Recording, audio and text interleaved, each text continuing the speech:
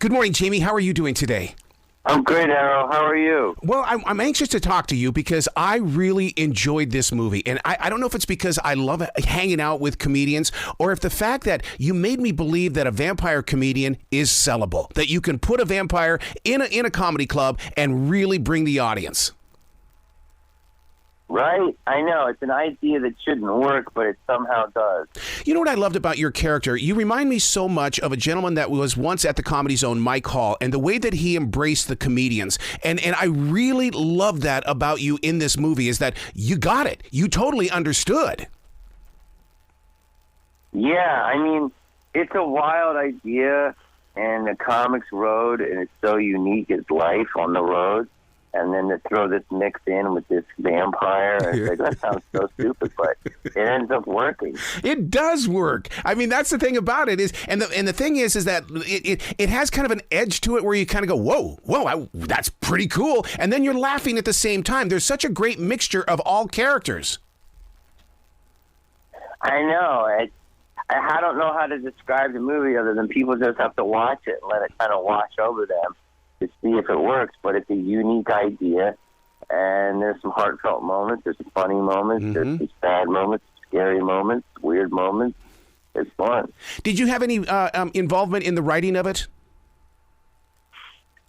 No, the script was really good, and it was written by one of our co-stars, Rick DeLeo, also produced it, and he wrote such a good script, we didn't really have to change much, but there's definitely some good improv in there for sure that we did. We added it, but most, the whole script is pretty much his. Oh my God, I love it when you guys use improv, and the reason why is because that's like a Beatles song. You go in there, get the song done. You don't have to redo it over and over and over again, and it stays fresh forever. Yeah, you can always add different elements to it, different notes and things as you're doing a scene, and there's so many choices that you have in the editing, but. It was all comedians. There's so many different comedians in it, so we had a lot of choices to choose from. Yeah, and it's real comedians. That's the thing that listeners need to understand, that these aren't people pretending to be comedians. You use the real deal. Yeah, I mean, look at from everyone top to bottom. It's Jimmy Walker, who's an icon, Carrot Top, another icon, different generation. Russell Peters, a current icon. Myself, whatever I am. Jimmy Schubert, a real lifer, Rick DeLeo, Kathleen Dunbar, now Matt Rife, a new icon. There's all different levels to this, and they all come to play, and that's what was great about it, just having all these different voices. Was the radio interview featured in the movie? Was it based on something that somebody went through? Because man, that's very funny, and that's worth taking to a water cooler conversation. Was it believable? That's the question I have for you.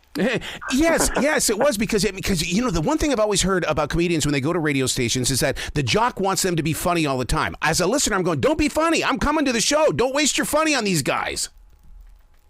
Yeah, it's definitely true. It's based off of reality. It's like the big juxtaposition is we have to get up so early to be funny in the morning, which is impossible to do, to sell tickets for that night. And it's just like, oh my God, are you kidding me? How do you do it? And then they're up, we're not. They don't stay up at night. We do. So that was a real torturous scene because we really wanted to make it real, and I think we did. And it's something that I hope the normal person can relate to. Oh my God, it's so relatable. I got to ask you though, only because I've been with Stephen Wright and I've grown up basically watching Stephen Wright. Was he part of the character or the character's mind during the beginning part of the movie? Because the character was so dry, and I'm going, oh my God, that's a salute to Stephen Wright. Which character? Matt's character? Yes, yeah. He was so dry, and it was like, oh my God, I love this. I think definitely Stephen has definitely colored the palette of Matt's character for sure. But also he's a vampire and he's emotionless and he's dead inside. So you don't have to be a vampire to that. You can just be a comedian. Well, congratulations on this movie, and I cannot wait to talk to you again in the future, dude. I appreciate it, Arrow, man. Thank you so much for having me. Will you be brilliant today, okay? All right, you too, man. Thank you for all the good vibes.